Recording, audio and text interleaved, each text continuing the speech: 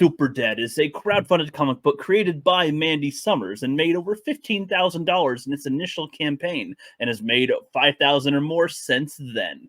Her first comic book was a little lighthearted adventure type of story, as to where the one that came right after, Super Dead, is this action, bloody horror type of one. A little more on that side. Even the back is pretty cool. The covers are awesome. The back is pretty cool, with a little hand reaching down with the rose to this like undead type of arm with some blood dripping down as well.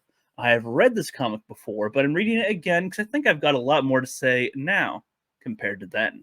Let's go. Boys, let's get to it.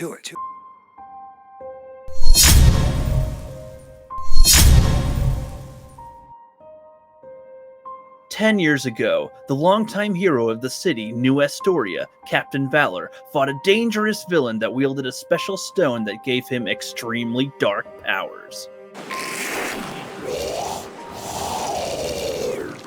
When destroying the stone, the powers were transferred to him, his body absorbing it, causing his own powers to mutate, turning him from the brave defender of the city into the carnivorous creature called Devour.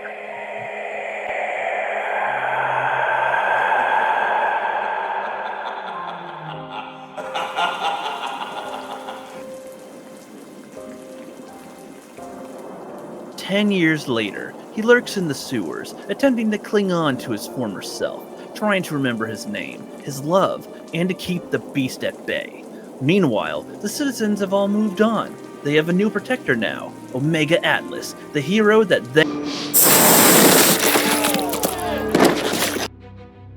After so many years of living with the dark corruption, with no one trying to cure him or acknowledge his sacrifice, he can't hold it in any longer. The hunger he's held back for so long has reached the surface, and the beast is unleashed.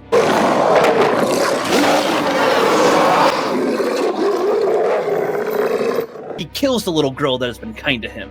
He pays a visit to his old lover's place, peels off the flesh of her boyfriend like a snake shedding its skin, then makes his old girl apologize to him before impaling her on the gate outside. Ow! That fucking hurts! He will make them remember. He will shred, demolish, and pulverize the hero that replaced him. He will make them remember. With the power to raise the dead, along with other dark abilities on his side, Devour defeats Omega Atlas in a huge battle, and then drags him into the darkness. Now everyone will remember. Nice. It was an excellent choice to have the start of our story begin where Captain Valor is at the very last strand of attempting to hang on to who he once was.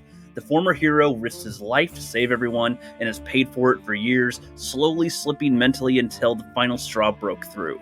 There's a level of sympathy to feel for the guy, but once he fully becomes Devour, that vanishes quickly. The night that he snapped and chose to finally rise to the surface for the first time in years, he does something quite horrifying. There's a little girl that every night for who knows how long would swing by the sewer drain and drop a little rose down there for him. It's a sweet little gesture, it's innocent, and it's totally homaging Georgie from the It movies.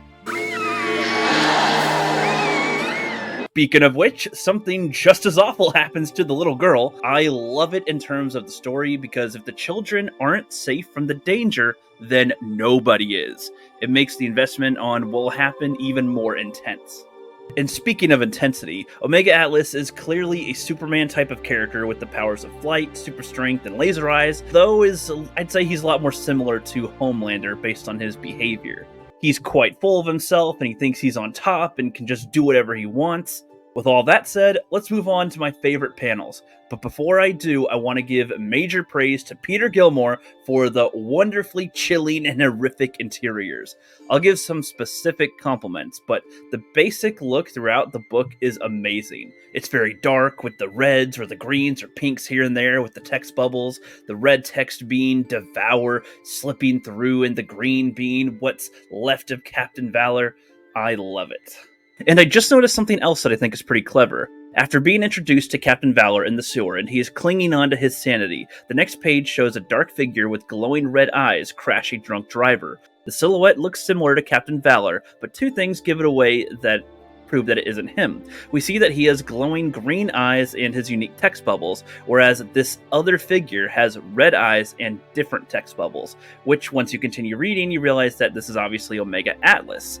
It's not like this is like super genius or anything, but I found it a nice visual touch to have for a comic book anyway. Clever girl.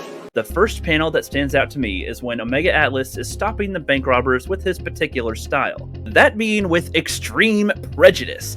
He easily stops the bank robbers by dropping a safe onto their car and then proceeds to take some of the money that they stole and continue to shove and force it down their throats until this one guy dies.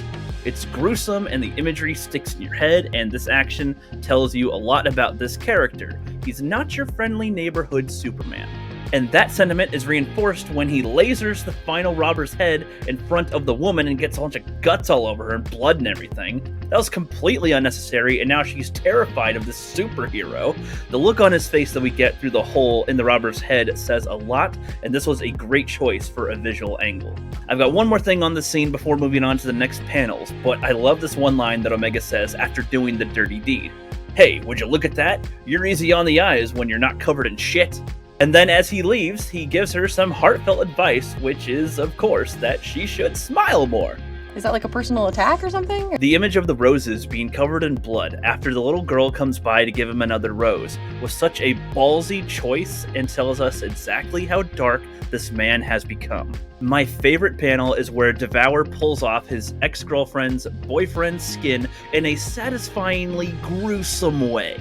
Peter Gilmore has a talent for shots like this, and it makes me wonder how they could ever pull off a visual like this in a movie. To sum it up for everyone, I think that this is Mandy and Pete's best work so far that I've seen. I know that I've showed and talked a lot about what is in this book, but I really think it is worth your time to check out and give it a read. Super Dead 2 has already been announced at the time of this review, and I think it should already be live by the time this review goes up, and I am excited to finally get the sequel to it. I've been waiting for that for quite a while now. I will be one of the first to freaking give it a read when it comes out. I'll try to review it even quicker after we actually get it in our hands and stuff. But anyway, let me know what you guys think about Super Dead in the comments, and have a great rest of your day.